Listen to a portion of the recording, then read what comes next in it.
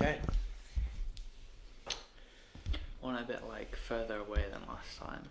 Because Bit like further away. last Was it a time bit it was loud? like it was like here last time. Oh, Do right. you remember it being really loud? I can't, to be honest. Oh, But I'll take your word for put it. it there. Yeah. Okay.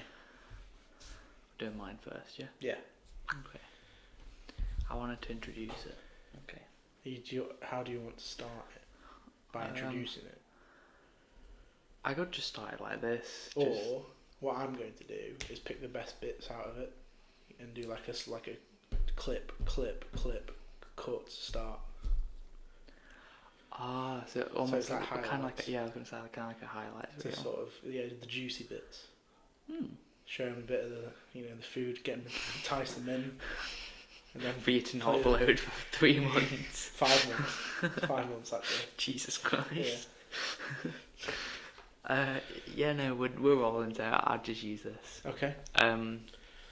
Yeah. So basically, like, as people will probably be able to tell by the title, this. Hang on. Yeah. Yeah. Professional as always. People will be able to tell by the title. Mm-hmm.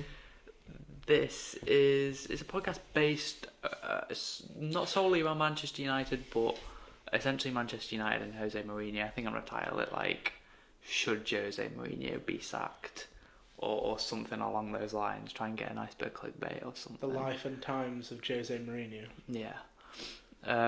It's also going to include, we'll touch on this little crisis that Liverpool fans seem to think that we're in. And as Crisis. we'll get onto it. Yeah. And then as well, Chelsea's title challenge hopes, because as being sort of a side that's blown most teams away, blown most people watching away. Mm-hmm. Yeah. I don't think many expected Made them me to eat be my in for the words challenge. a little bit. I put them 6th. I can't remember where I put them, but I didn't put them as high as they are now. And I said that they'd drop off, and so far they haven't. So fair play.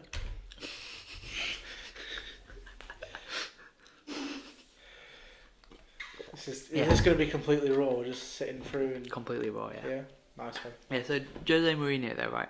So we're actually gonna get into it now. Yeah, the main bit. There's not been a lot of positive energy coming out of the United camp recently, and as you can tell, I'm saying that with a big smile on my face. It's been crazy to think that, not more than a couple of years ago now, but when Sir Alex was there and everything was fine and dandy, and the fans had nothing to complain about, and now it seems like they've got lots of things to complain about, and it's a tough one to take for them fans, because people looking from the outside in will be like, you've won so many titles. It's not the same Manchester United. Yeah, like, who cares? You won so many titles in the past. Let someone else have their time. But when you've been a fan of that team and experienced success for so long, it's a little bit of a shock to the system, and it's crazy, really, that someone as experienced, and I don't actually think he's done a terrible job or a bad job at all. I just think that it's not really him. I think it's external factors affecting him. Do you know what I think? I think more so not this season, like more so in the past, but like the past 2 years while Mourinho's been at the club. I think what the fans have more been unhappy with is not necessarily the results or where they've been finishing the table, because don't forget he has won the Europa League with them and the FA Cup. Yeah. I think it's more been the fact of how they actually play, like, this negative style of football. Well, what I think it is that if you look at the team that Alex Ferguson won the Premier League with the last time he won it, that team wasn't brilliant.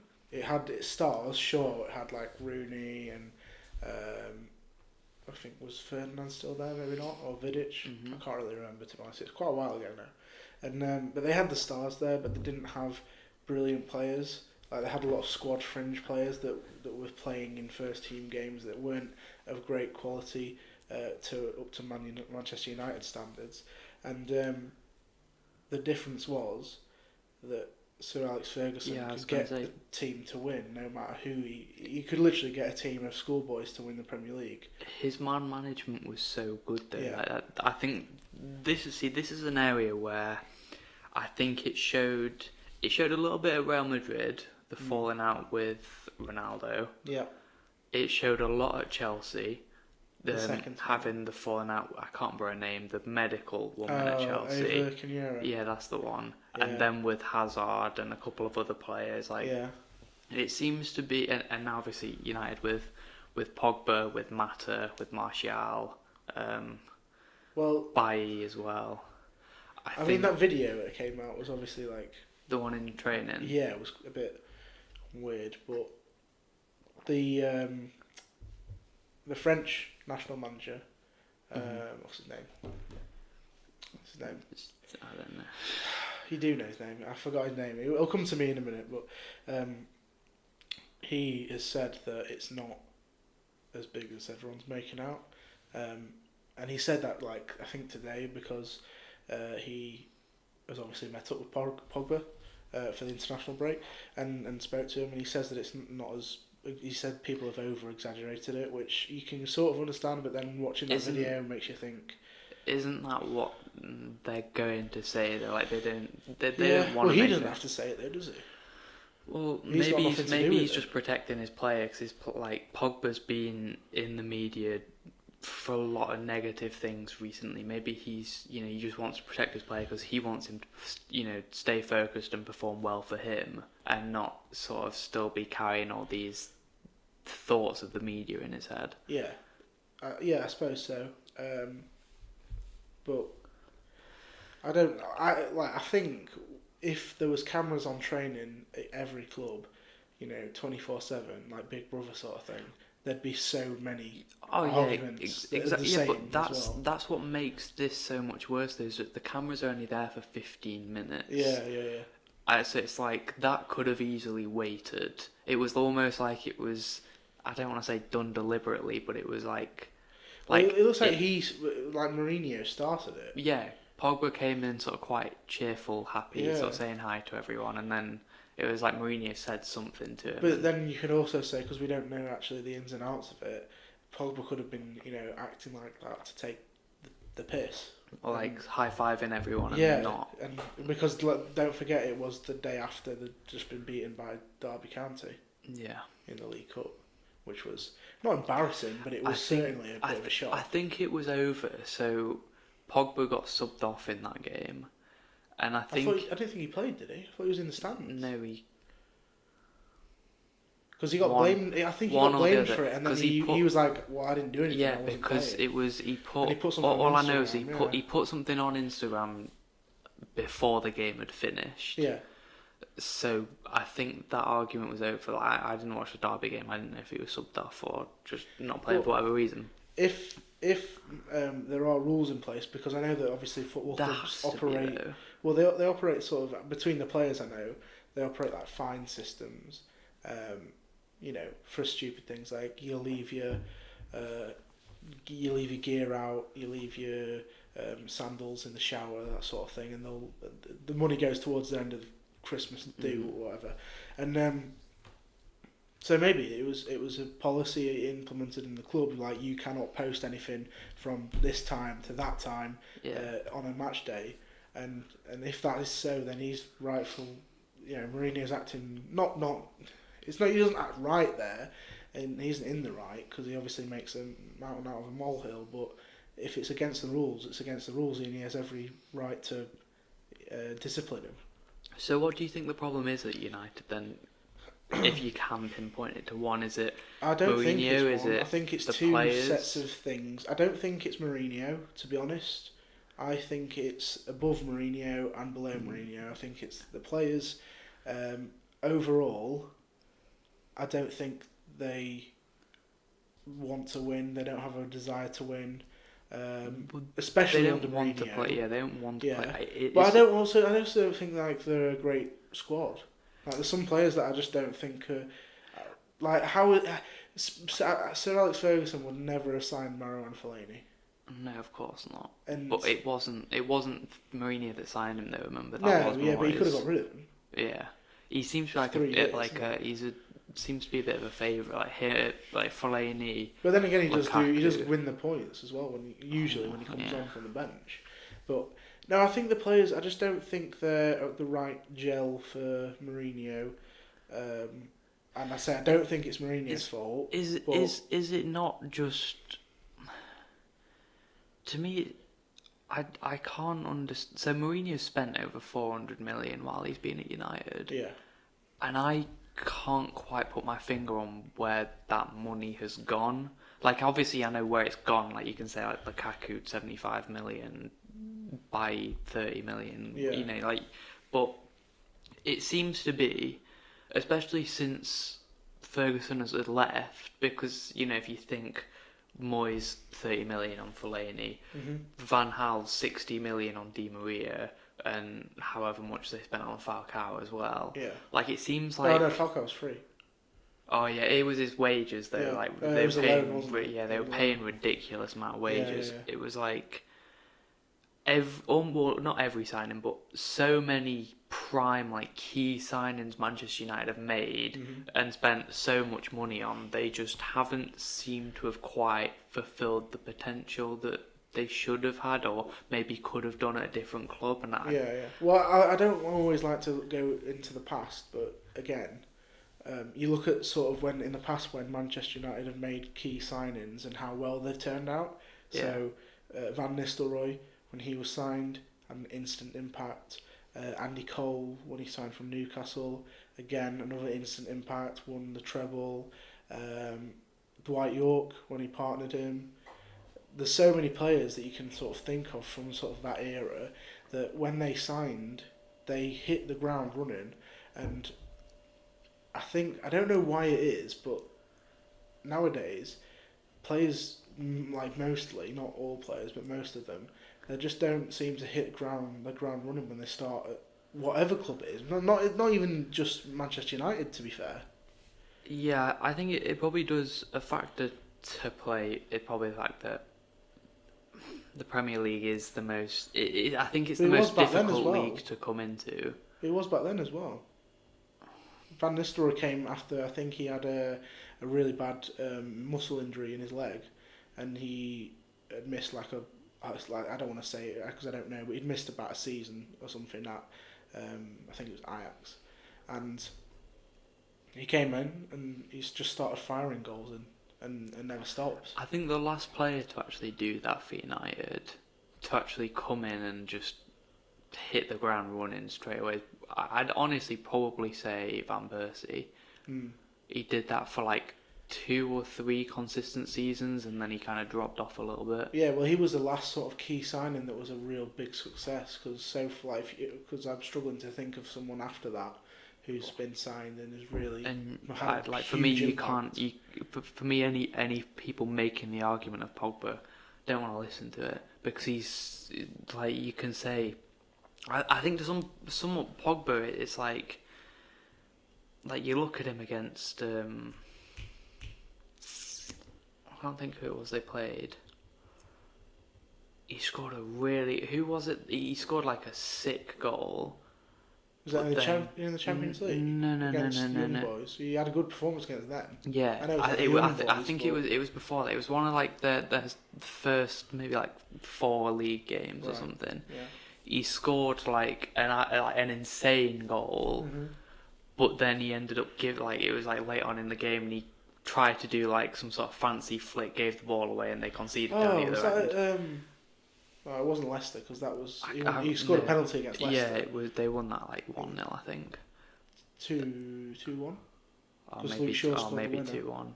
Oh yeah, maybe 2. It wasn't that was their opening game. Yeah, that was. I don't think it was that game. It was like the 3rd or 4th game they played, but and I can't remember exactly who it was against. But no, he's that sort of player, isn't he? He's a frustrating player. I think that sums Pogba up perfectly. Like that particular performance. Yeah.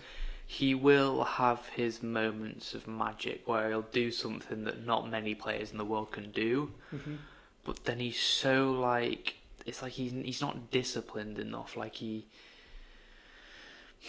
seems to think that everything is around him, everything's about him, and he, you know, like for example, like when I just said, like he'll have the ball in the middle of the park, it'll be late on in a game, they'll be winning by 1 goal or maybe even drawing, and he'll do something stupid, like some sort of just stupid trick that he doesn't need to do.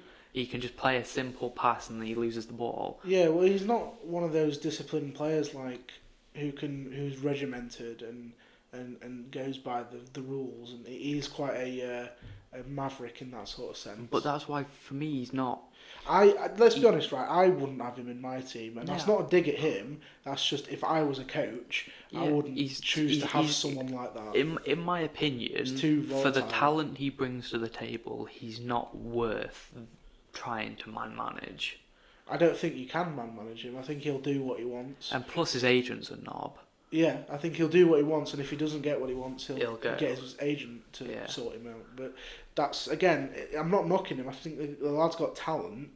I wouldn't have someone who's so, on and off. I just think he's another one of those players that he just hasn't fulfilled the potential that he should have been doing. I mean, like, obviously he impressed in Serie A with Juventus, but how are you not going to? Yeah, I was going to say, how are you not? In that Juventus team, especially when you've got Pirlo next to you, at the time, and Vidal, exactly, and then they have Pjanic sitting behind them as well. Yeah, it's a formidable team and it's like I'm not saying that he's not good enough because I think he can be good enough. I just think that he's too inconsistent. I think he needs those sort of players around him so they can sort of look after what's going on behind him, sort of give him the license to go forward and do whatever he wants. Yeah. But how much money have United spent trying to unlock Pogba, and it's still just he's still doing the same things? I tell you a player who actually I think could work well with him,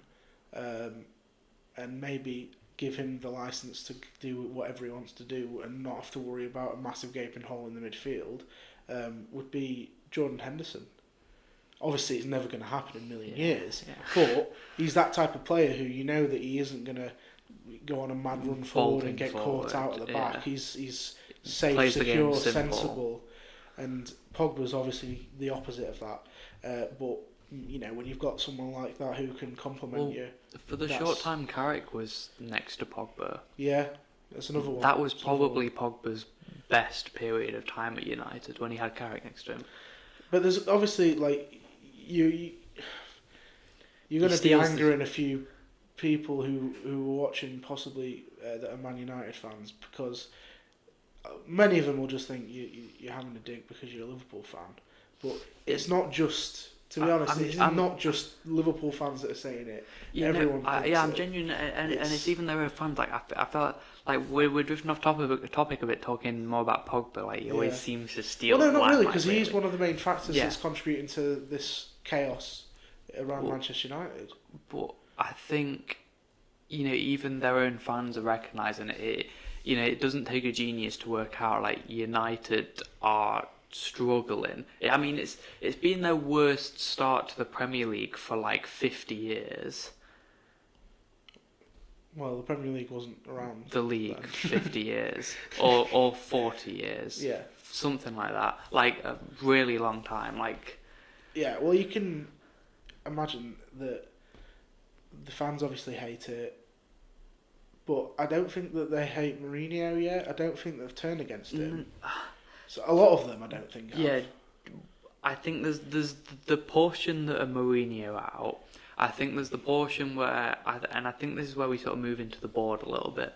Oh, I just want to say that's the main reason I think that everything's going wrong.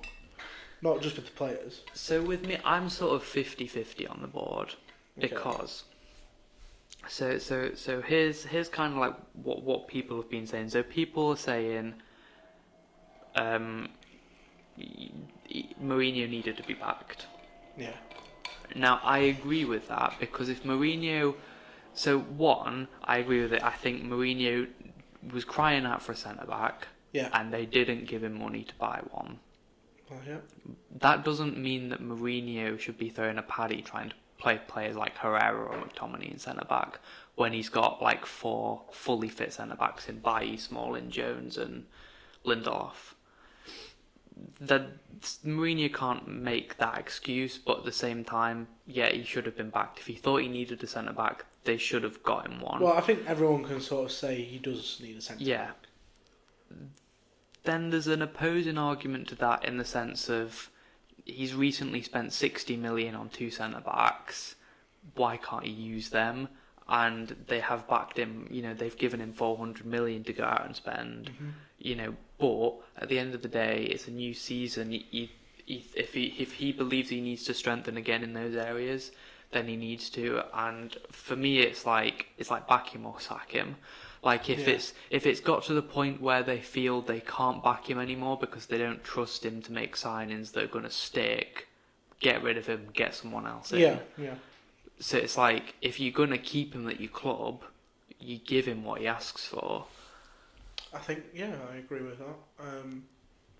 The board, I think they are more concerned about their image and their off-the-field antics more than anything. But maybe they didn't expect United to do so badly, but they rely a lot on Champions League money and league position money, things like that, like competition money. Yeah.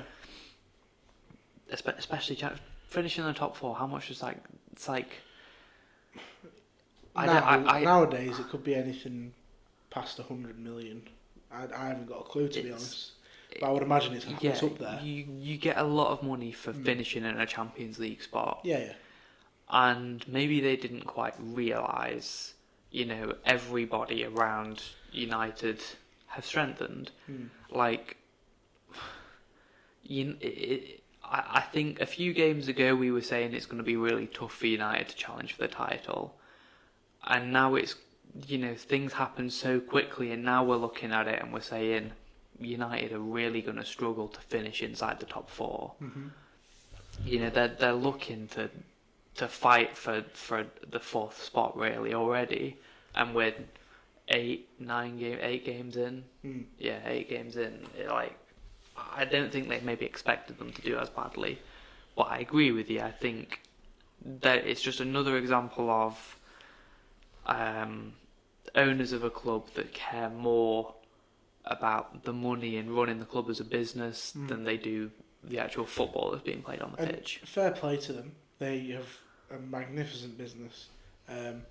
Probably, I would say, one of the easiest businesses to run, because Manchester United merchandise probably sells, quicker than I can't even think of a comparison. You know what I mean? And I think that they need to sort of sit back and go, well, look, the business can run itself with merchandise and that sort of thing. They need to focus on the pitch now, and I just don't feel like they seem not interested, but it looks that way as well, that they don't seem very interested, and they're just like taking each season as it comes, and nice one, we got top 4. They're quite cool. They're almost turning into how Arsenal were a couple of seasons back, where they're not actually that arsed if they don't win anything. Yeah. They just sort of want a top 4 and that'll do them. And once you get to that sort of stage, you need to book up your ideas. Yeah. Because that's where you can't changes need to be made. Yeah, exactly. And I think, like you said, back him or sack him, that's the clearest thing, and obvious thing you've got to do now. With the Arsenal board, it's Wenger was there for, was it 22 or 24 years? I think it was 22, to be honest. 22 years, and it finally got to the stage where he was running dry. He stopped getting that top 4 spot. His trophy cabinet was, it was up here. He was quite clearly on the decline. Yeah. The Arsenal board took it upon themselves with, whether you say who cares or not, like what the Arsenal fans did in protest will have had a big part to play. Oh yeah. because they quite clearly was not happy. No. And Yeah, but that annoys me because of how they acted when he was leaving. Because I bet half the crowd who were chanting his name on his last game. Yeah. Would have they been were the ones screaming him for it to back. Yeah.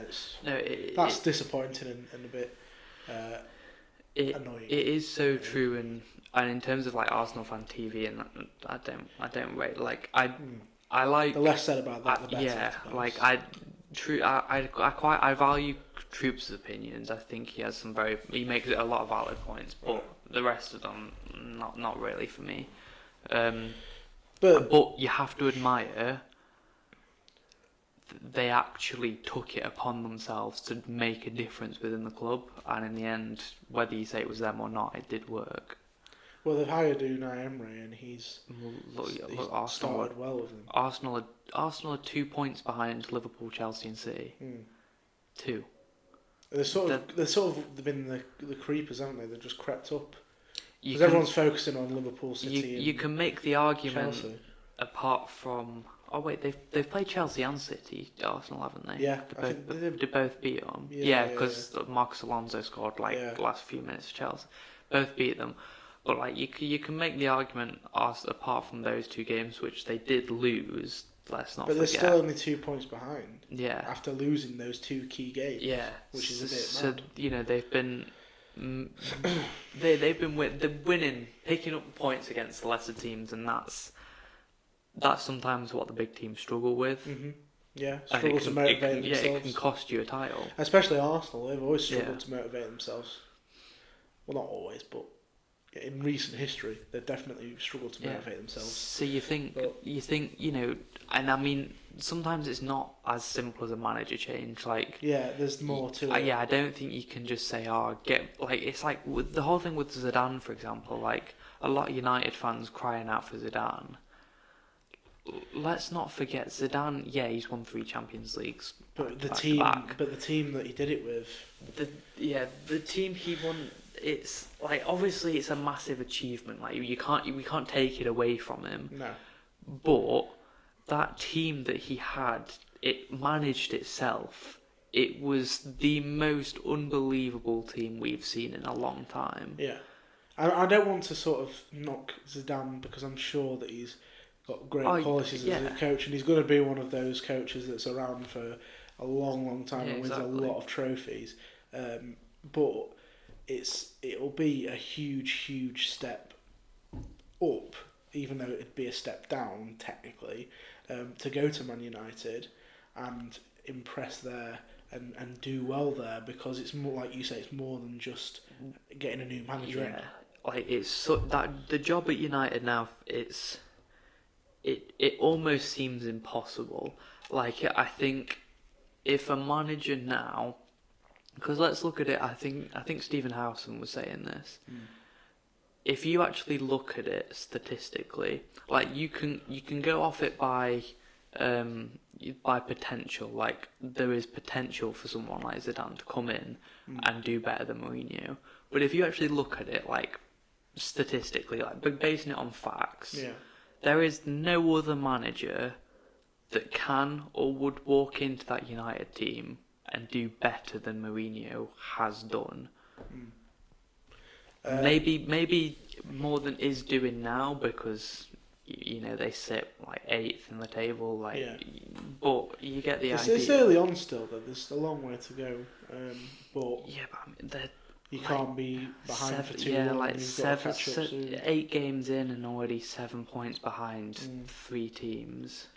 Yeah, I don't know what would have to change, but I know that something does need to change. I like Mourinho as a manager. I think that he provides the press with some of the best content.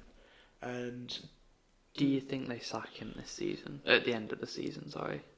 I do. I think they will get rid of him. It'll be sort of a mutual thing. They'll say it'll be mutual, but it'll be sort of you jump with us instead of we'll push you. I think again, if you look at the 2 previous sort of falling outs he's had, the one with Madrid and Chelsea, it's always like once Mourinho's ship starts to crumble and starts to decline, Yeah, I feel like he's never able to bring turn it it back. around. Yeah, yeah, He's always just like, oh well, this is fucked. Like so long, like I'm yeah, off. yeah. Like because it's like a Mourinho. He's a manager for the now. Like that's why he's not. Like he's never been a guy big on his youth. He's more. No, but I'll bring in experienced players that will do the job, that will win you titles now, and in 3 years' time, I'll be gone anyway, so I don't care. Yeah. I mean, everywhere has been sort of in the same sort of scenario. That's what I mean. Those players. His love child, Ricardo Carvalho, he's just brought him in everywhere he's been, apart from obviously United. But maybe that's his next yeah, his backup that's plan for January. That's the sense back that he wanted, to get Ricardo Carvalho back. No, I think he will go. He will go at the end of the season. I think it might be a bit of a stretch to go during the season. I don't think it'd be a good idea either. I think it'd cause too much uproar and just more chaos added on to. And it's like who's going to jump into the job mid-season as well? Like, well, you'd probably say Zidane, wouldn't you? But I've heard he's got offers on the table from. I don't know what league, but I know it's one of them leagues that are pumped with money. So it's either going to be China, India, Emirates, that sort of thing.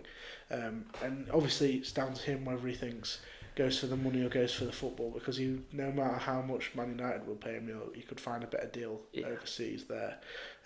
But I think he would come in because I know he that wants the challenge. Yeah. Why else would he leave Real Madrid? Exactly. Because that Madrid side. Well, I think he was sort of pushed Ronaldo as well had there, gone, but at the same time, I think it was a bit of a mutual decision again there. And this is another point with Zidane actually. They finished 20 points behind Barcelona in the league. Like that is in his last season. Like they may have won the Champions League, but United are looking for that league success again. Like they're looking to be, back. Like City have taken them over now. Like they are the one. They're the Manchester side that's in control of the league. Yeah. United want to retain that. To me, I don't know where they get back to the good old days sort of thing. I don't know where you start. This is what I'm trying to say. It's like I sort of go towards this.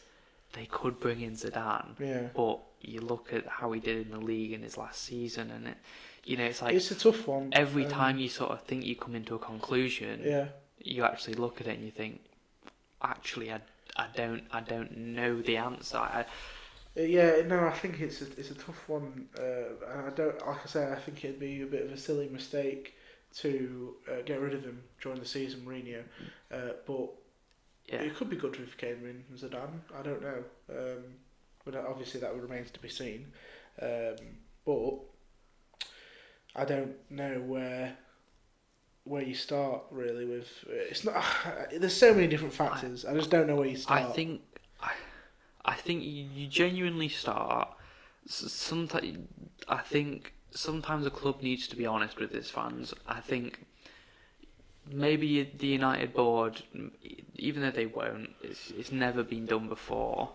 But maybe someone needs to come out and say, look, we're in a bit of a mess. This is a rebuilding period. It might take 3 seasons, 4 seasons to complete. You're just going to have to bear with us. And they start by letting the players that don't want to play for that club anymore, let them go. Just get them off. Yeah. Anyone that's not fully committed to the club, just get them off. If Pogba's really got an offer from Barca, let him go.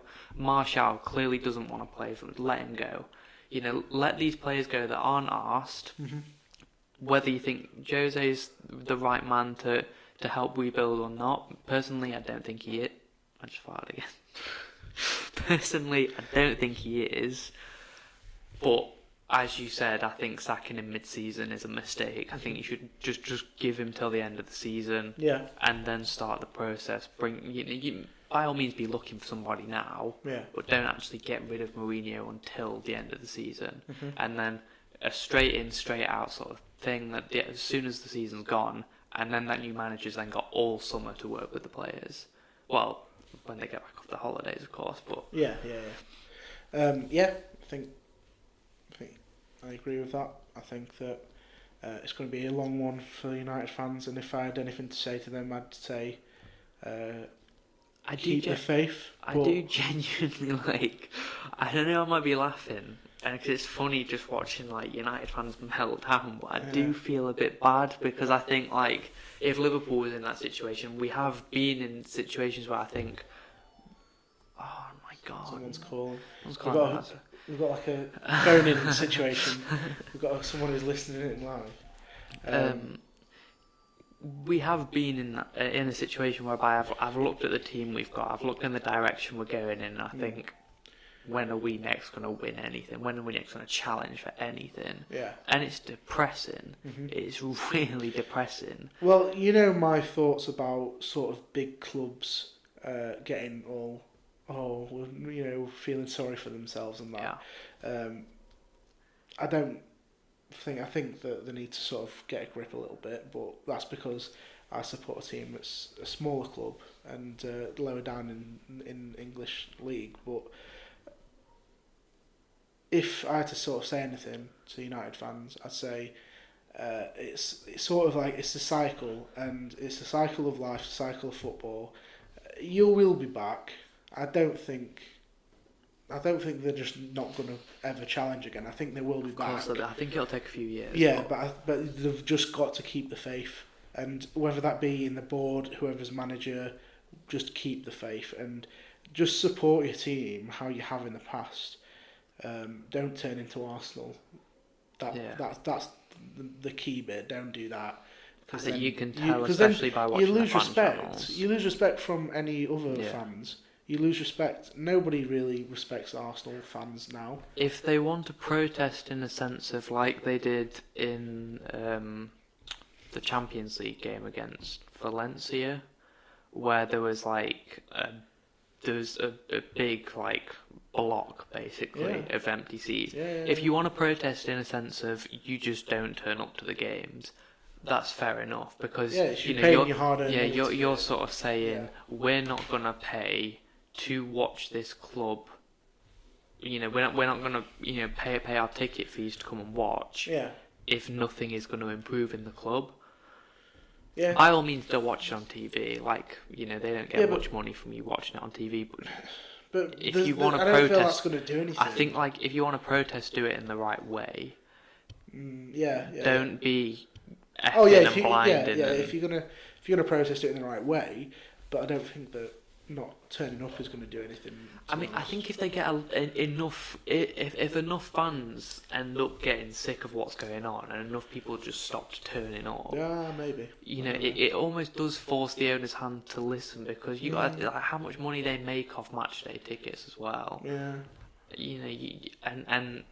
By the end of the season, again, nothing's changed. The amount of people wait on the waiting list to buy season tickets that maybe then don't buy them. Well, speaking from my own experience as a football fan, and I only know this from my club because I don't know if any other clubs do this, but we have a sort of meet the owners night, and it's like multiple times during the season, where they sit down and it's like an open floor for people to ask questions. They'll be pressed there. Directly to the owners. They'll be pressed there, there'll be fans there, there'll be representatives of the support clubs and that sort of thing. And I've found that in the past couple of years, that sort of platform for them to give their answers and sort of reasons more than anything to why they've done certain things, that's really been positive. And as well, I guess just that making the connection. Yeah, like showing the your owner face. to fan connection. Yeah, showing your face. So look, I'm here. What have you got to ask me? What are your concerns? Just shows a bit of humility.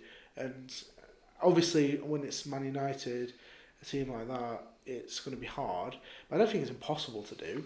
I think they could do it, and I think it might help. But I agree. I'm just speaking from my own experiences. But there you go.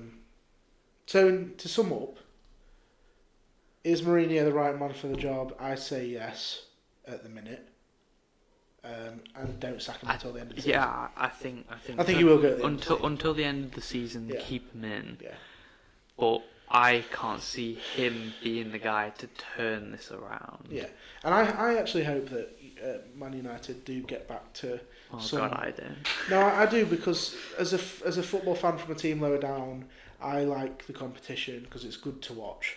So if we've got more than just 3 or 2 teams fighting it out, then that just makes for better viewing, and that's all I'm bothered about as a consumer. They are still up there. Like, I think come the end of the season, like they will still finish in the top 6 unless it goes horrifically. Yeah, bad but I'm from talking here. about like title challenges. Yeah. Like, I remember We when could be looking at 4, maybe even 5 if Tottenham start the game up. Yeah, exactly. And just imagine how Tottenham never usually start the season that well. They always sort of come into it towards the end. Yeah.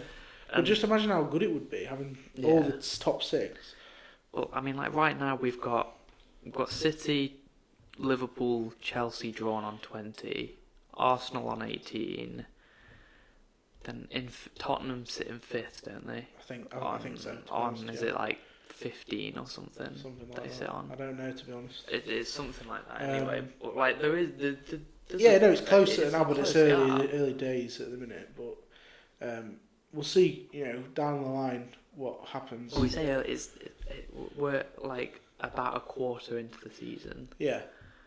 I think we're almost at the first like milestone. Yeah, well, when you get to the Christmas period, that's when you can start picking out how it's going to end. So we'll maybe reconvene then, and maybe Mourinho's sacked then. I don't know, but we'll see what happens. I think obviously talking about title challenges, I think it's probably a good time to sort of move on from United and talk very briefly about Chelsea. Yeah. A team that shocked a lot, like I said earlier. Yeah. It's... I mean, like you've just said, it's still early doors. Yeah. So I guess we can't say they haven't dropped off because they still could. But I didn't expect them to keep this up for this long, because don't forget they've had Europa League games to play, as well as the League Cup games, the league games. They've still had as many games. They've still had as many games to play as the likes of Liverpool, City, United, and Tottenham. Yeah. And they're still right up there. I think you said it, but my sort of thought and reasoning for putting Chelsea where I put them, which was 6th in the table, and my prediction video was, I think, to put it plainly, I thought it'd take at least a year for them all to settle in with Sarri's game plan. Because don't forget, all of these players, apart from, well, you've got like Jorginho that came with him. Yeah. But the majority of these players are so used to sort of sitting off and then counter-attacking, as opposed to pressing their opponents in their own in the opposition half. Getting right up the faces, high up against the ball. Yeah. And it's so. I mean, those 2 tactics they're literally opposite ends of the spectrum. Yeah. So it's for players to be able to be doing this for season on season, to then changing it to this within the space of a month. Crazy. Yeah. Yeah. It's crazy. That's why I didn't think they'd gel quick enough to have an impact on the league until maybe 6 months down the line. But they've just shocked everyone. They've played. Wait, they've not played City yet, but they've played against Liverpool. They've beat us. I know it was in the cup, but they beat us. Yeah. They've drawn to us in the league. And only just as well. Yeah, they were literally like a minute away from winning the game. Yeah. Fucking great goal from Sturridge. Wow. Yeah. Goal of the month I got, I think, as well. Rightly so.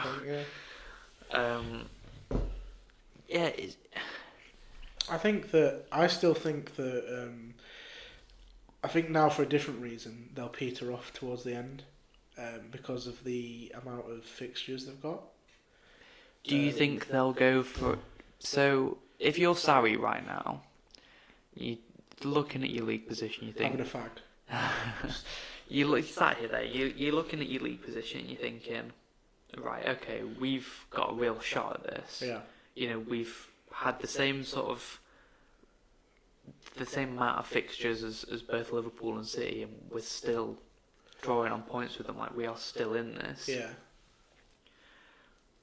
But then you look at the Europa League and you go, this could be such a good opportunity for a team of this strength to go and win a major trophy in my first season. Because, and he can't guarantee that, but if he put his focus into the Europa League, they've got probably a better chance than anyone, depending on who dropped out from the Champions League. Yeah. They've got as good a chance as anybody to win that. I think his character, to me, I think he'll... He can't go for both. No, I think he will. I think that's what he'll do. And whether do you it think works that's or why whether they'll peter off? Because because they'll have... they don't have the depth. Not even Man City. Like, Man City have so much depth. Not even they have the depth to go for the Champions League and the league. The Europa League is just a bigger competition than the Champions League. And there seems to be so many games. Just always seems to be so many games. And I just think that if he I think he will go for both, because that's the sort of manager he is to me. He's I think you have to an extent. Like, I think it sort of gets to a point where you start to have to say to yourself, yeah, I'm going to have to start resting some players for either fixtures. Yeah, I think he will, but again, I think he'll still try and put out his strongest team available. Yeah, whether that works for him, whether it falls back on him, that remains to be seen. I think it might work in a negative sense for them and they'll drop off. But I don't know, really. I've said before that I didn't think they'd start very well, and they've started well, so who am I to give my thoughts? But we've all got an opinion. Yeah. I mean... Yeah, so that's what I think. I think that he'll go for both because he's a gung-ho manager. He'll either do well or not do well. And can you see Chelsea, let's say they get knocked out of the Europa League early stages, so they don't have that to worry about. Or let's say like they get out of the group and they're knocked out in the first knockout round, or maybe even don't get out of the group. They more than likely will by this stage, but do you see them then pushing either Liverpool, City, or both all the way to the end? I don't see him winning. I don't see him winning the league. No, I don't think they're quite strong. I think it comes again down to the depth. Yeah. They just don't really have it. I think it's kind of like Tottenham's issue. Like they get us, like Hazard gets injured. Who do they bring in? Like, what's the next best bit? It's that that 17, 18-year-old lad. I can't remember his name for the life of me, but they brought him in like recently. I can't remember his name. Yeah, I know what you mean though. Like, you lose your best players, and you're bound to have a knock-on effect. And it could happen. Could well be a realistic thing, but I don't know. Actually, it's exciting times for Chelsea fans, I think. Yeah, no, I think it is. Like, I bet Chelsea fans are buzzing right now. Yeah.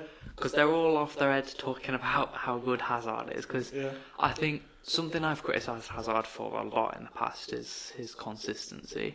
Yeah. Not being consistent at all.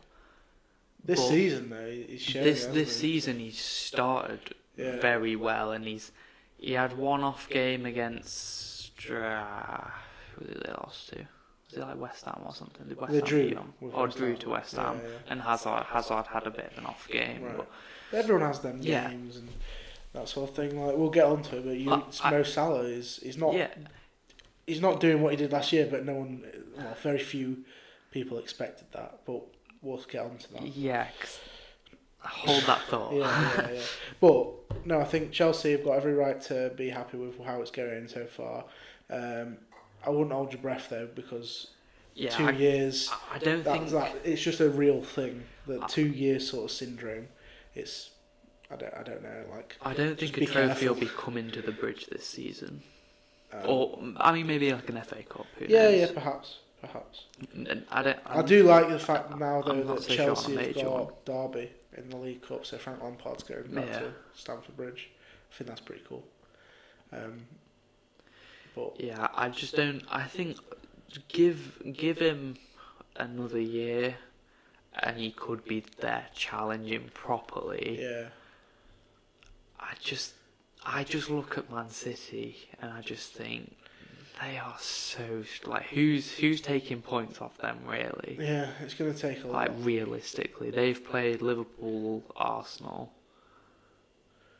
Well, actually, they've not actually played any of the big teams. No, but they took a point from Anfield, yeah, and that was something that well, they've not won there in 13 years, yeah, and they've struggled to take points off us from Anfield and be like, and they did it, and we saw a different side to Man City at Anfield as well. We because a lot of people were saying Liverpool forced them into playing defensively. yeah. I think Guardiola was going to do that from the start. I think he knew, and I think we saw it from the All or Nothing documentary, where Guardiola he was so clearly frightened of Liverpool's front three, and you saw at Anfield they came and they played very reserved, very sort of they sort of gave us time on the ball and sort of sat off deep. But then they'd actually counter-attack and they'd pass the ball through us. Yeah. And they use that sort of the great tick-attacker football of Guardiola in a counter-attacking sense. Yeah. And it worked. It didn't work so well in the sense of they didn't really create a lot. No. And it was very much sort of Liverpool's game to win. Mm-hmm. But then you could argue it was almost a tactical masterclass because they managed to sit back, defend well, and hold us off for 90 minutes, get a penalty in the 86th, and Mahrez blazes it. On another day, it's 3 points. Yeah, exactly. Like I think there's obviously that Jesus was trying to take that as well. Like I think if Jesus maybe put on that, he probably scores. Yeah. And I think if you saw, I don't know if you will have seen Guardiola's interview after the game. No. And he was told Mahrez has now missed 4 of his last 7 penalties, and Guardiola didn't know, he didn't realise that he'd missed that many. Right. And like it was because Jesus and Mahrez was like I want it. Yeah. And it was in the end Guardiola said let Mahrez take it. Right. And then Guardiola didn't know that he'd missed that many. So maybe next time it will be. Well, that surprises me that he doesn't know that. Yeah. Because someone like that, you think, is methodical enough to rule out every single, look at every single different avenue. I think he maybe didn't expect to have Mahrez on, like, because usually, like, Aguero's usually on the pitch, so it's usually like there's no debate. Sort of like Aguero, Yaya Toure, David Silva. So, but I mean, it's a bit down the pecking order, isn't it? I think one thing. Jesus missed his last penalty that he took for City, so I think Guardiola's maybe just thought, like, 'cause he knows that because it was for City. Mahrez, obviously all of his last penalties were for Leicester. Yeah. So, you can see why he maybe didn't quite know the start. Yeah. But I think in my head he's just looked at it as Jesus has missed his last one. We'll give Mahrez, the record signing a chance to win us the game. It's not quite worked out the way he hoped. But anyway, sort of talking about Liverpool. I told you to hold the thought on the Mo Salah thing. So first of all, I'd like to quickly talk about Mo Salah. Go on. Why do people have this like, I don't know, people just seem to think that he's playing shit, and I don't get it.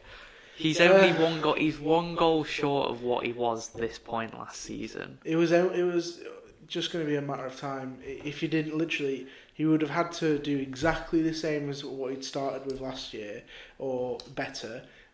Otherwise, people were going to slate him. It was inevitable, because to come from not nowhere, because obviously we knew about him before, but essentially nowhere, because he wasn't highly He's thought of. building himself up at Fiorentina and Roma. Yeah, and he came on and just absolutely stole the show last year, and everyone was just like, okay, this guy, he's got to carry it on. He's got otherwise he's a one-season wonder. And I think if you're at this moment, you're actually going, you're actually thinking, oh, it's not very good. He's not doing as well as he should be. I think you're a bit naive. That's my thoughts. I think you've actually got to look back to where Liverpool were at this point last season. Yeah. This point last season, I don't know where exactly. exactly. Not just that, but this point, like in previous seasons as well. Yeah. Before Klopp as well. You've actually got to look at it. So this point last season, I think in 8 games, I think we conceded about 12 goals. Yeah. This season, we've conceded 3. Yeah, crazy that. And we're looking so strong defensively, and it's like we're not trying to be the same. We're trying to be a team that competes for the title. Yeah. Like, Klopp has actually said it. He used the old cliche of scoring goals wins your game. Like, a good attack / scoring goals wins your games. A good defence wins your titles. Yeah. And I think this season we seem to be going for the more. We just want to be harder to beat, as opposed to we want to be smashing teams 5-0 every game. Yeah. Because eventually, you can do that, and it's good for a string of games. Yeah. And then you get that exhaust because you running for so long. So don't get me wrong, we're still using the sort of Genga press, but once we sort of know we've got the game locked in, we sort of let it settle. And you got to look at it where Salah was at this point last season. So right now he's 1 goal short of what he was last season. Yeah. At this point last season, you look at it, you remember we didn't have Van Dijk at this point. And if you actually remember from the start of the season through to January, before we got Van Dijk, we were struggling. Yeah. We were in a nightmare. Yeah, defensively you were just a bit inept. We literally couldn't defend to save our lives like previous seasons. Like, everything just seemed to go in. Yeah. We brought in Van Dijk, and if you actually remember correctly, it wasn't until Van Dijk came in and the defence shored up that Salah actually started scoring game after game after game after game after game. Yeah. His sort of start to the season wasn't immaculate. No. So I don't know why people are thinking that because he's not started scoring every single game that he's just crap. Like, I think fans are fickle. We're fans, but a lot of fans are fickle and not smart enough. As horrible as it might sound, it's true. It's genuine. It's people. They take it on face YouTube value. Comments and Twitter and always just making these remarks like, the Shaqiri needs to be starting over Salah. No, he fucking doesn't. I'm sorry, right? But the front 3 haven't started as well as what they ended the season. But what's it going to do to their confidence if you drag them off the pitch and you bench them? Yeah, and I don't think they should be benched. They are then just going to think, the manager obviously doesn't have the faith in me to be playing well, and that puts them in a all this talk of benching Salah, or people have even been saying bench Mane. Mane's been the star for Firmino and Salah. Yes, they have been a little bit off the pace. Mane has been unbelievable so far. He's been running the front 3. I just think fans really only remember your last game, and if it's not brilliant, they'll sort of call them out for it. But they just got to get real a little bit, to be honest. It's like we've made up It's the same with the crisis that you're on about. Yeah, it's a joke. Probably still recording, but might have run out of battery.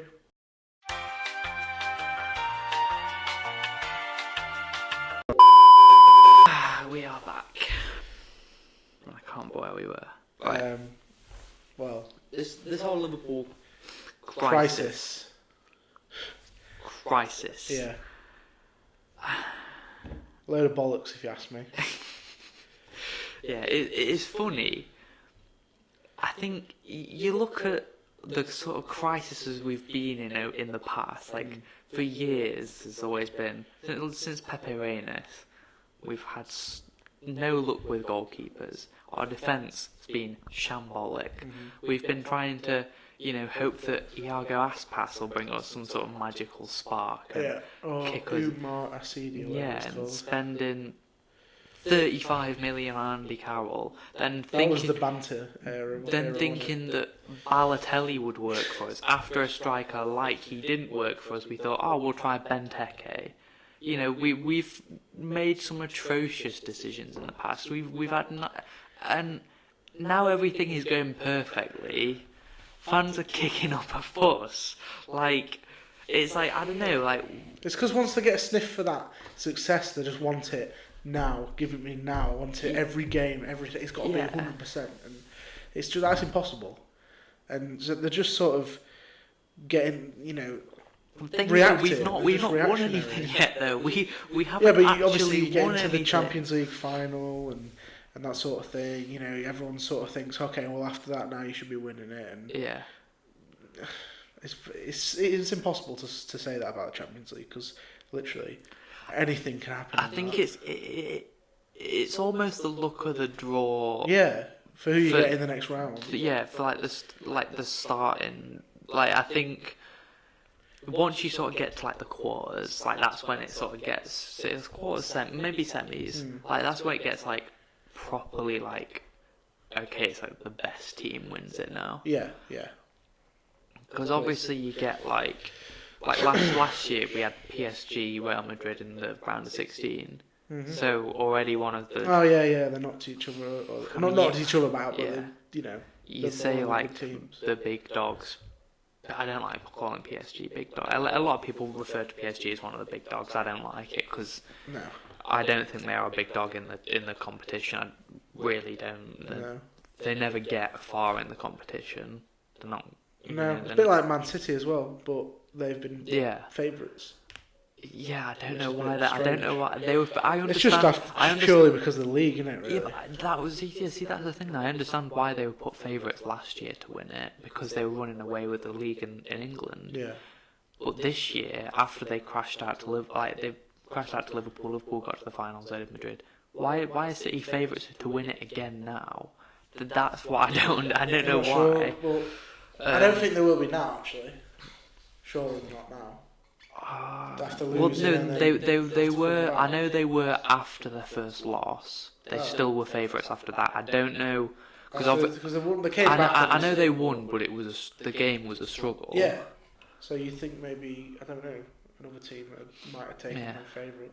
Potentially. Saying that, I don't. Well, I think we'll be there or thereabouts, but I don't think we'll be sort of top 3. I think PSG will be above us still to win it. I think we're a bit of an underdog in that aspect. But yeah, anyway, just the crisis is non-existent from my perspective. I think from outside looking in, people are actually forgetting as well. We've just been through. I think it's it was 20 days, so it was less than 3 weeks. Yeah. We have played. Oh, excuse me. Let's try and think of it in order. It was Tottenham, then either PSG and Tottenham or Tottenham and PSG. I think it was Tottenham, then PSG. Yeah. Then Southampton, then Chelsea, then Napoli, then Man City. There's 7 games in less than 3 weeks. That has been the hardest start to a season we have had since the Premier League began. Yeah. And it's probably as hard as a start as any club could ever imagine facing. Yeah. We faced the 2 other teams that look like they're challenging us for the title. Neither managed to beat us. obviously Tottenham as well, which like I think most people would put Tottenham as like the third favourite. Like the fourth favourite, like behind. Yeah. But would have been considered third before the season started. We faced them. We've then faced PSG in the group, who again I don't like considering it, but the majority of people consider those to be a giant in the Champions League. Because of the likes of Neymar, Mbappe, Cavani, etc., etc. And we've come through that patch of 7 games in less than 2 weeks, and we're still in a decent position to get out of the Champions League group. We probably will end up doing. We're joint top of the league, and we're at the cup, but surely it gives you a chance to focus on realistically, competition. You ask any Liverpool fan, they don't give a fuck if we're at the cup or not. They don't care. Literally every one of them will say, you look at it in a positive aspect, like you just said, we've now got those extra little, even though it's only going to be a few, just those extra few days, just an extra rest day, to build us up for the next game. Unlike, that day, it could be the difference between 1 point and 3 points. Oh yeah, definitely. So, I don't think people are looking at it. I think people are just looking at it saying, we've not scored. Just reactionary. Yeah, it's like, we've not scored there. We should be beating City at Anfield. We shouldn't be drawing to Chelsea. It's like, I said to you, I was like, that Napoli team on paper, we should be doing them. And we didn't. We got battered. We well and truly, they battered us that game. And how they only beat us 1-0, I don't know. We got off lucky. But at the end of the day, it happens. Everyone just has those games. It does happen. We can't. Again, I just think it's silly to.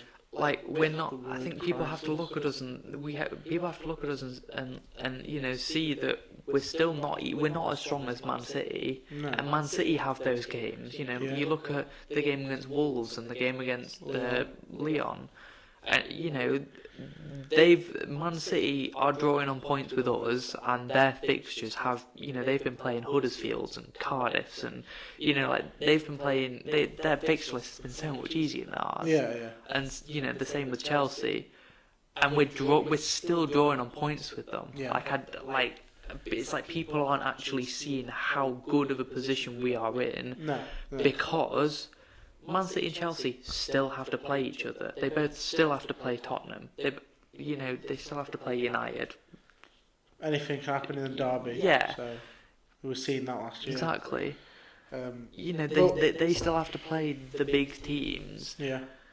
So we'll see. But I think crisis is loaded. It is, isn't it? It's a load of bollocks, to be fair. It's just one of those things. I've never been happier being a Liverpool fan. This season feels like it's been so long, and so especially the past 7 games, it's been I remember it literally feels like months ago that I was looking at the start of that fixture list thinking, oh my god, let's just get this out of the way. And we've literally just this weekend finished it. It's been such a long and hard and stressful season already, but you look at where we are. And it's just you're at top of the league. It's good. And you've got now your schedule will get a lot less. We've got hectic. We've got Huddersfield. I think we've actually got Huddersfield and then Cardiff as our next 2 fixtures. So after I've just said, you're probably going to lose better.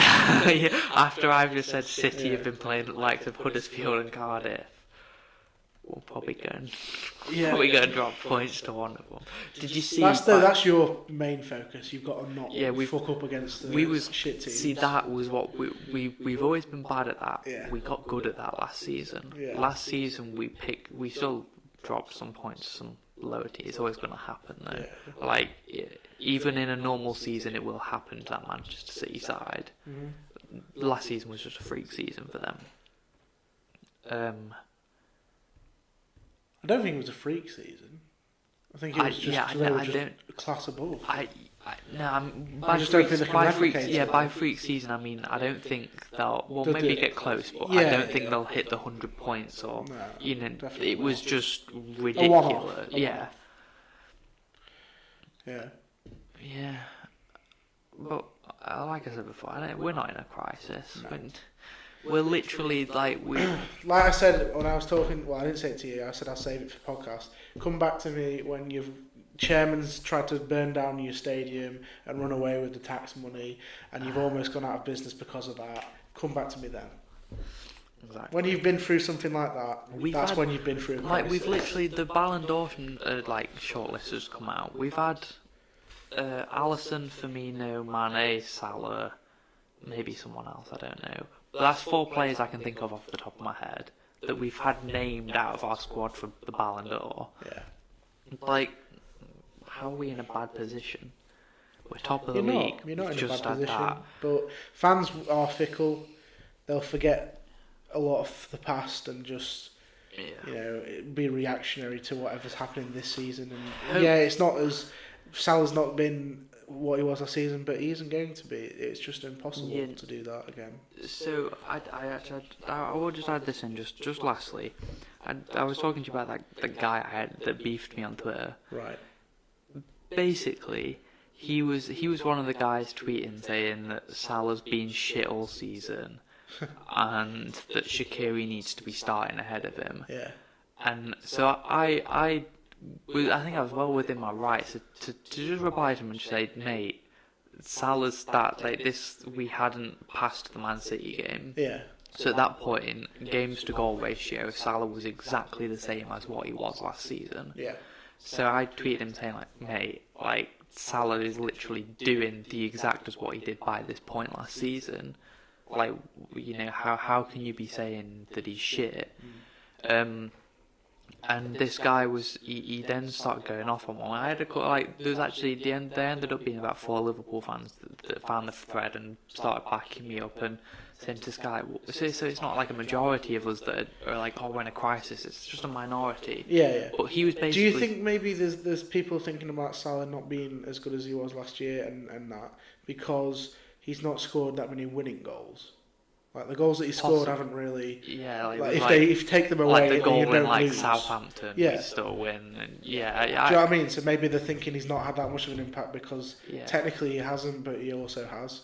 Yeah. And I think that the goals are getting sort of hidden possibly under the results. Then at the same time, like you do have to just look at it and think, well, that's it's just a benefit for us because it's like we don't need him to be scoring those vital goals because we're just winning the games. You don't have anyway. to just put all the focus on him. It's exactly. a team game and everyone's doing their bit, so it's good. But yeah, you're gonna get fans out there that are like that. That just comes with the game. Like his reply to me, it was he was saying you can't be aiming to do the same as you did last season. You always have to be aiming to do better. And I was like, the guy produced Messi and Ronaldo numbers last season in the world's most challenging league. How can he can tell people he'll aim to do better. Like he can say, oh yeah, I want to constantly be doing better each season. Yeah. You can't statistically. You can't do that again. Like you just can't. Yeah. Like I don't think. Like I mean, people still would, but I don't think you could ask Messi to come in and just produce those numbers in the Premier League. No. I don't think you could because it's not something that players just come and do in our league. There's a lot, like you say, or like we were talking about with Man United. There's a lot of different factors that go towards different things, and when players come in from a foreign league, there's a lot of different factors. Yeah, exactly. But yeah, that's kind of just tops it off. Like just any Liverpool fans out there that are stressing, thinking this is a difficult time this is literally the best period we've been in since, well, probably for like 10-15 years. Like it's incredible being a Liverpool fan right now. Like I'm literally on a high. Like anybody, like, I guarantee you as well, with the way our fan base is, I'll end it with this. Guarantee you, we'll come back and we'll do another podcast in a couple of weeks' time when we've played a few, like now our fixture list has gotten a bit easier. Yeah. In a few weeks' time when we've played a few more games, I guarantee nobody is talking about this crisis and everybody's talking about how good our club is. Yeah. Well, I guarantee we'll it. see All the words of the providing we win, of course. Oh yeah. If we go and lose then to there's going to be more Huddersfield, talk yeah, of crisis. exactly. But, Providing like we will just win those games, it's all gone. yeah. And everyone's talking about how amazing Klopp is and how sick Salah is and how Salah's gonna get the Golden Boot and win the Ballon d'Or and win as a Champions League. Just on a quick side note, he's winning the fan polls on Sky Sports. Yeah, I know. So I don't know. It's obviously not going to have any. It doesn't. I think he will get it. I think he's got a real shout. I think he might get second. I think Modric will win it. Do you think? Or Messi, yeah. Because it's usually a Champions League winner that gets it. Yeah. And plus, fucking Madrid players just get sucked off for any awards like that. Yeah, I mean, we'll see. I think I'd love to see an English. I think in terms of like the fan votes, I think Salah will get it just because of the Liverpool fans will go crazy just to try and get him to win it. Yeah. But ultimately, when it comes down to it, the fan poll means nothing. Yeah. Like they don't base it off of that. True. But it's good to see. I'd like to see. I think Salah, I'd like to say I think he'll be top 3. Yeah. It depends if they put Ronaldo ahead of him or not. Because I think. Do you think with all what's going on, maybe you want to sort of don't want to say, don't announce him, sort of put him under the carpet? Wait, what? With what's all going on with him and the claims and that. You must know what I'm on about here. Like the yeah. Ronaldo. I thought you were still on about Salah. No, Ronaldo. Ronaldo. Sort of like put him under the carpet and go, yeah, we're not going to sort of mention him that much. We'll put Salah, Modric, Messi, Salah, and just sort of sweep him under the carpet. I don't know because I don't think they care that much, to be honest. I know. Did you just talking about that? Did you see what Juventus said? I see. If you didn't say this, I was going to mention it because I saw like Lineker tweeted about it. Absolutely crazy. From someone who's been to university to sort of study what is the correct way to sort of respond to a crisis. That is not it at all. No way. They shouldn't have said anything. They should have just. Well, even if you say something, say, well, we're going to release a further comment when there's more information to come out. Because all the information out there in the minute is that some girl from something that's happened in 2009 is it? Has come out and said something's happened, and that's it. A claim has been made. That is all that's happened. Mm-hmm. No proof. No trial. No evidence. I don't. Nothing yet. I'm not going off like there was leaked, quotes from him, from newspaper articles where he was basically saying she was saying that she didn't want to do it, but she didn't say that she was going to cut. But he basically what they've got him quoted, basically admitting that he did it. Yeah. But he didn't realise that she was going to contact the police, so he didn't care. Basically. Right. Well, we'll see how that goes on. But they are just from newspapers. Yeah. So you can't. You sort of take that with a pinch of salt. Definitely. But again, it might be a reason for them to sort of cast him off a little bit. I know that FIFA EA Sports have taken his image off the the game icon on Xbox. Yeah. When you go onto it, to click onto it and to download have they? On the store they have. Not when it's already downloaded. Oh, right. That might change though in because now it used to have Ronaldo on it, now it's literally just says FIFA 19 on it. It says in FIFA 19 and then a picture of things. Do you think they'll terminate the contract? I don't know. It's early stages, I think. There's no. Has there been a trial? Is there going to be a trial? It's early stages, so no one knows what's happening. I hate to say it. I think realistically he'll get away. Even if it is. Well, he's already got a suspended sentence for tax evasion. Yeah. So if he was to get something from that, he'd also get his 2 years on top of that. I think. I'm not sure how it works, but maybe it wouldn't be because it's an American court of law and a Spanish court of law. But I also think maybe it could happen. I'm not sure. I'm not a lawyer, so I don't know. I just think, in my personal opinion, even if he was He's found got the guilty money, of something, it's like Yeah. anyone can be paid off these Yeah. days. Like, We don't obviously don't condone that and that sort of thing. But it's like I don't know whether he is guilty or not. Like it's not like I don't want to say whether I think he is or not. Like you can't though, can you? Yeah, like until all of the evidence has been seen. Yeah. You can't say anything. Like take for example with the Adam Johnson thing. Yeah. Before Sorry, no. As soon as you said it, I just Spencer Owen. Yeah. before all of the texts and that came out, you're thinking, this wasn't what I was thinking per se, but it was like the general consensus on Twitter, and that was, it's some girl trying to be famous and get 15 minutes of fame. Yeah. Now, when those texts came out, Jesus Christ, like, everyone's opinion just immediately switched. And that was a sort of case of, you see the evidence come out, and then you can make a justified thing. Don't judge before that someone's trying to get their 15 minutes of fame. Yeah, exactly. Look at the evidence. Wait until the evidence comes out, and then make your judgment. And for me, that's why Juventus shouldn't have said it. I think everyone has to stay quiet. Apart from Ronaldo. Yeah. Ronaldo, with his... Obviously, he had his team to do that, so... I think everybody, you kind of just have to stay quiet until you've got the facts in front of you. Yeah. Because it's not one of cause there's such serious allegations. Like, you can't just be throwing, I reckon he did it, or I reckon he didn't. Like, you can't go saying stuff like that. Yeah. By the way, just to throw in there, anyone that didn't know what Juventus had said, they, in so many words, they had basically said whether he's guilty or not, he's still like a Juventus player. And yeah, still like he's support him as a player. Yeah, which is just horrendous. But it is what it is. It is what it is. I think on that note, it was an extra topic that didn't plan on talking about, but.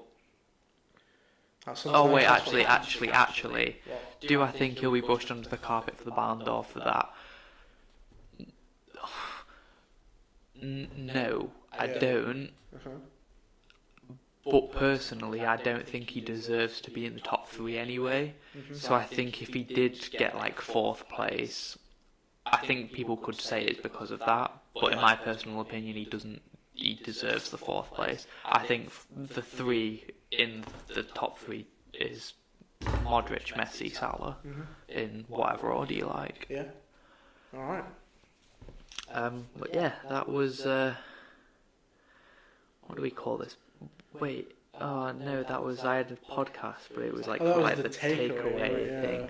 This is you can sort of make it. There's a lot to take away from this video, maybe. Yeah, there is a lot to take away from the video. I want anybody watching, if you have made it this far, I genuinely rate you so much, because I don't know how long it's gone on for, but. Yeah, if you made it this far, comment on the video. So from each topic, I want you to comment one thing. From the first topic of Mourinho, I'd like you to comment, do you think Mourinho is the guy to turn it around at United, and should he be sacked by this season, before the end of the season? Just let me know. The second topic was Chelsea. Are they serious title contenders? Should they go for the Europa League or the Premier League? Are Liverpool in a crisis? It answers itself. We're not. But if you think we are, feel free to let me know why. And then we touched on Ronaldo. We don't want to. Did he do it? No, not that. No. Do you think he's going to get cut out of the Ballon d'Or top 3?